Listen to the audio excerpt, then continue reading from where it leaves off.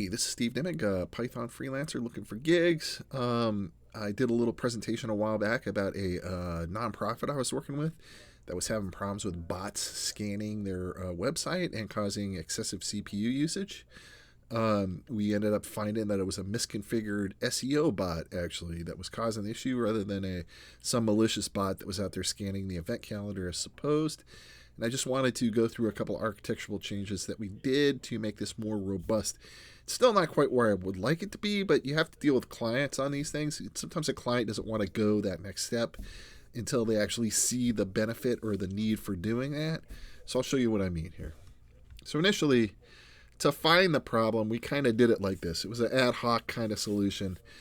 I still used Grafana on it, but what we did was we just took a bunch of HTTP access logs, manually SCP'd or moved them over to my local machine where I ran a Python program that generated a CSV file from that. And then I copied that into a Google Drive. Grafana was running over here in AWS. It read from the Google Drive, the CSV from the Google Drive, using a plugin, and it was able to generate a bunch of dashboards based on that. It's obviously not how I like to do things long term. That's not a viable solution long term. But I took one step closer with it, and I just like to kind of show what that looks like. So rather than the CSV file, now we have we're using InfluxDB paired with Grafana on the AWS client side. Okay, so the same thing happens here, except instead of downloading the files locally and running your data extraction, what happens is we upload them directly into the AWS server to a directory called var data. There's a cron job that runs periodically checking that to see if there's any new files there. And if any new files are there, it runs the data extraction and cleaning on them. And then it ends up writing any metrics that are found based on the rows in those tables or logs to InfluxDB. And then InfluxDB will take and use, or Grafana will take and use InfluxDB to present our visualizations for it that look kind of like this. So the visualizations look like this. We got the percentage of bot hits. So this is telling us there's 53% bot hits going on. And, application hits or user actually hits are only 47%. So the rest of it's bot traffic we're handling.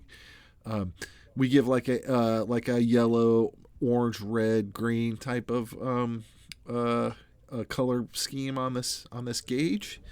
So, if we're above 50%, we're in the yellow. If we're above 60, we're in the orange. And if we're above 70, we're in the red. And so this is saying we're kind of yellow. Give a status code list with numbers of status code, 200's okay. So that should be the highest. Just kind of to look at the sanity of the system. We got they were concerned about bots hitting the event calendar on a WordPress plugin called the event calendar. So they wanted to see that their robots.txt was actually working and that the bots hitting that events calendar were actually the ones that were allowed. And indeed it was. So this graph showed that for sure. And then I did this one. I added this one for them, hits by IP address, just in case we were getting flooded by some particular IP address that was really hitting us, and it's not. They're pretty well balanced across there. So we're getting like even distribution across IP addresses. Then, just like we had before, we have the number of total hits based on user agent, so hits per user agent. And it shows, the actual number and the percentage. So you can see that uptime bot there was giving us 54%, which is bad, or is over time. And we could see the trend of that uptime bot. So what basically happened here, it was running like this, and it was giving all this it was causing all these hits. And then we reconfigured that sucker to, instead of once every 1 to 4 seconds or 1 to 4 times per second, we instead dropped that down to like once per minute, and it dropped out of the top bot hits completely. And it's down here now. Somewhere down here is where that uptime bot is. So, and then the CPU If you look at the corresponding CPU graph, which I don't have in this set, I'd like, that's another thing I'd like the client to do, is add telegraph to their lamp stack, their Linux server that's running WordPress, so we can actually, you know, get the CPU usage and see if there's a correlation between these bot hits or these number of hits that are going on and the amount of CPU we're using. Um, but I got to work with the client on that. I think eventually I'll get them to do that, but it takes a little time.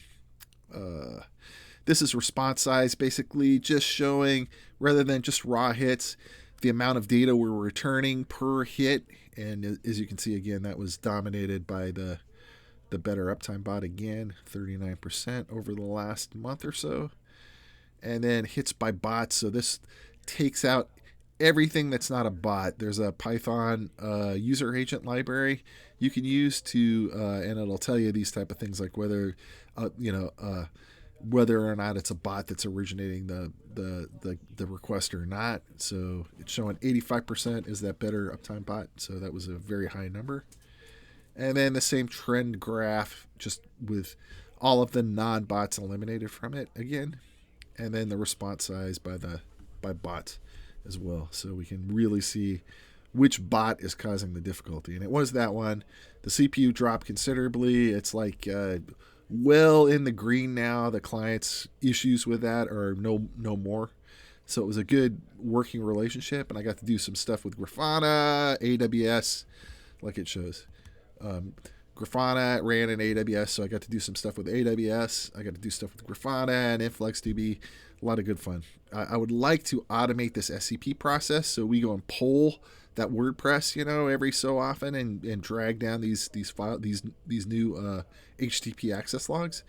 But that's a work in progress, and we'll work with the customer on that, or the client on that, to make that happen eventually. It's going to be eventually. And we give them a full-blown monitoring and observation solution. Now, WordPress has those, but they're based on plugin based, and they're really not that impressive. I much prefer Grafana. So hopefully we can integrate this, and it'll be looking good for them. I think that, they're happy with it right now because it found that problem and was able to resolve a lot of their issues. But I hope to add some more features going forward, and so they can really see the power of this type of solution, like particularly adding alerts and notifications and different things like that. I could really show some power of it going forward. And that's all I got. Good luck to anybody out there looking for a freelancer, and I'm available. Hey, and I'm fairly cheap. Like I said, I'm semi-retired. I'm just looking for work that's fun. Or payment is not as important to me. I just want work to keep me going, and to have fun with, right? I mean, software engineering is fun. It's been a great career for me. I've really enjoyed it, and I want to continue doing some. So if you got any extra work, feed it to me. That'd be great. And thank you so much. Goodbye.